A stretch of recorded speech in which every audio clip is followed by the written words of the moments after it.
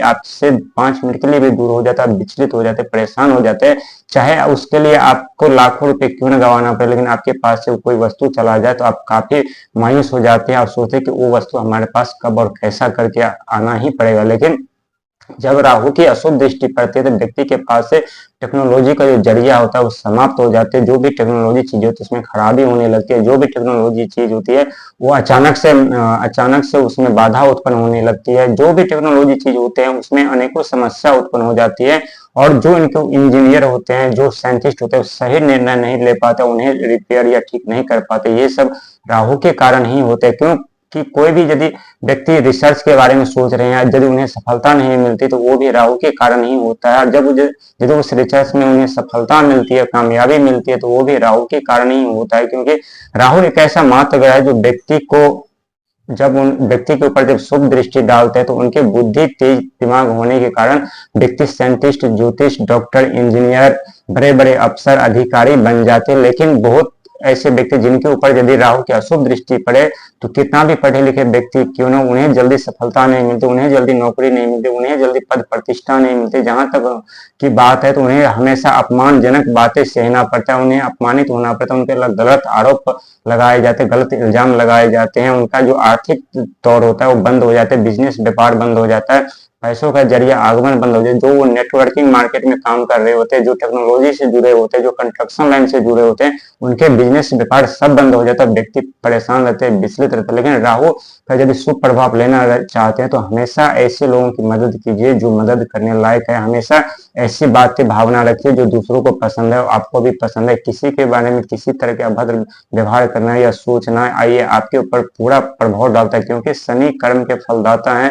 शनि को कलयुग का राजा कहा गया है। और शनि जब भी देते हैं तो अपार धन संपदा तो जरूर देते हैं, लेकिन शनि कर्म के अनुसार फल प्राप्त करते हैं, शनि कर्म के अनुसार फल देते हैं। लेकिन जो व्यक्ति के जैसा कर्म होता है, जैसा धर्म होता है, उनके जीवन में वैसे ही सुख फल प्रदान करते हैं। लेकिन जब भी शनि की अशुभ दृष्टि व्यक्ति के ऊपर पड़ते हैं तो व्यक्ति समझदार तो जरूर बन जाते हैं, बुद्धिमान तो जरूर बन जाते हैं, निडर तो जरूर बन जाते हैं। लेकिन जब शनि ये सब सिखाने के बाद उनके जीवन में सुख सुविधा देते हैं। क्योंकि जब भी शनि की साढ़े साथी के दौरान कोई व्यक्ति आते हैं तो वो व्यक्ति धीरे धीरे करके आध्यात्मिक की ओर बढ़ने लगते हैं, धर्म की ओर बढ़ने लगते हैं। जो उनका जो बुरा कर्तव्य होता है, बुरा व्यवहार होता है, धीरे धीरे करके छोड़ने लगता है। क्योंकि उन्हें छोड़ने पे मजबूर होना पड़ता है। क्योंकि उनकी आर्थिक स्थिति जो है वो खराब हो जाती है, जो धन का आगमन बंद हो जाता है, बिजनेस व्यापार बंद हो जाता है, उनकी नौकरी छूट जाती है।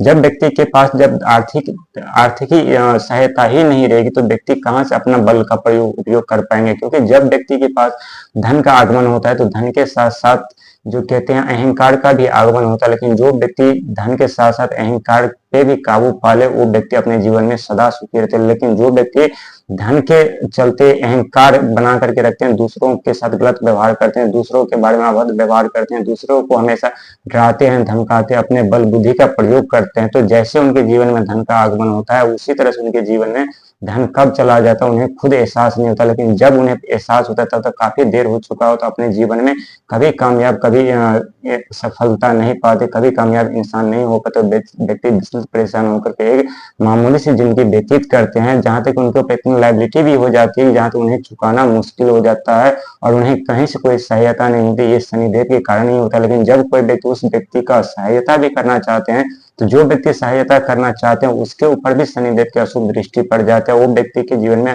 काफी समस्याओं का सामना करना पड़ता है, काफी संकट से जूझ जाते हैं, काफी ऐसी ऐसी घटनाएं उनके जीवन में घटित होने लगती है जो कभी व्यक्ति कल्पना भी नहीं किए होते कि हमारे जीवन में ऐसी समस्या उत्पन्न हो सकती है। इस तरह से हमारे जीवन में समस्याओं का आगमन हो सकता है। क्योंकि हमारे जीवन में ना तो दुख बता करके आते हैं ना सुख बता करके आते हैं। लेकिन कहते हैं जब दुख आए तो धैर्य बना करके रखना चाहिए और सुख में भी धैर्य बना करके रखना चाहिए। क्योंकि सुख में व्यक्ति अपने आप को भूल जाते हैं, दूसरों को भूल जाते हैं और उस समय उनके अंदर एक अहंकार की ज्वाला जो जलती है तो उस अहंकार के चलते व्यक्ति खुद अपना जीवन बर्बाद कर लेते हैं। सोचते कि हमारे जैसा बलवान, हमारे जैसा व्यक्तित्व, हमारे जैसा बुद्धिमान व्यक्ति कोई नहीं है और अपने अहंकार के बल पर वो अपने जीवन को विनाश कर लेते हैं। और विनाश होने के कारण जब उन्हें एहसास होता है तो तब तक काफी देर हो चुका होता है। लेकिन यदि आप राहु और शनि का साथ लेना चाहते हैं, आशीर्वाद लेना चाहते हैं तो हमेशा आप भक्ति के मार्ग पे चलिए, सत का साथ दीजिए, क्योंकि कहते हैं सत्य हमेशा अकेला होता है और झूठ